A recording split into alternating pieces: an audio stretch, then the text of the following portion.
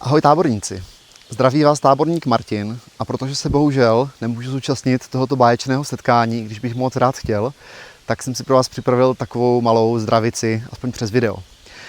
Vy mladší si nevzpomínáte, kde to všechno začalo. Bylo to na úžasném místě za mnou, které se jmenuje Juhyňák. Tak se pojďme podívat, jak to tam teďka vypadá. Já si ho pamatuju velmi letmo, protože když jsem na něm začal táborničit, ještě pod vedením mé maminky, tak mi byly 3,5 roku. Takže vzpomínky jsou mlhavé, ale přesto krásné. Budeme se vrknout, jak to tam teďka vypadá, ale mám-li vám tam něco zahrát, tak se budeme muset brodit. Jdem na to.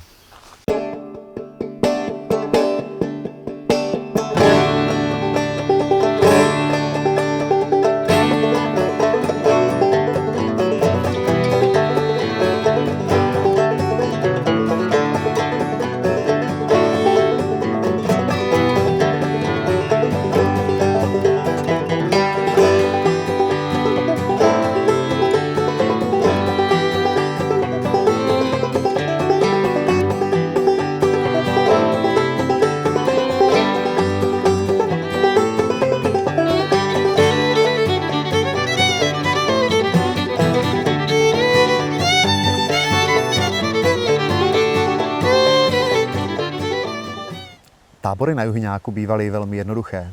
Spávalo se tady ve stanech, ale to spíte i teď. Nebyla tu žádná táborová základna, žádný srub a ve vojenském stanu se dělávaly společenská setkání a vařilo se v polní kuchyni. Do dneška to místo má velkou romantiku.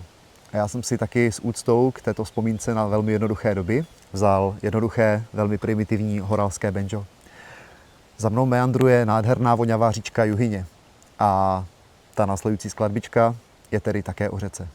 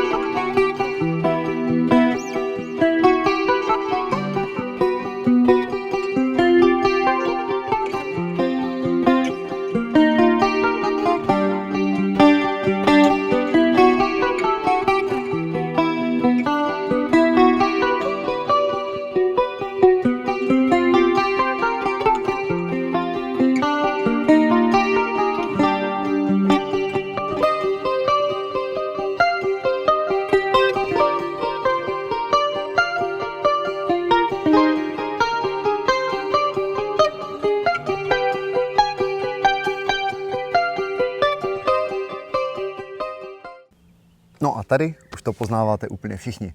Jsme na táborové základně, na které vás sice dneska nedoprovodím u táboráku, ale aspoň takhle dopředu vám zahraju jednu písničku a budu se moc těšit zase někdy naživo. Tak ahoj a ať vám to krásné tábornické setkání skvěle dopadne.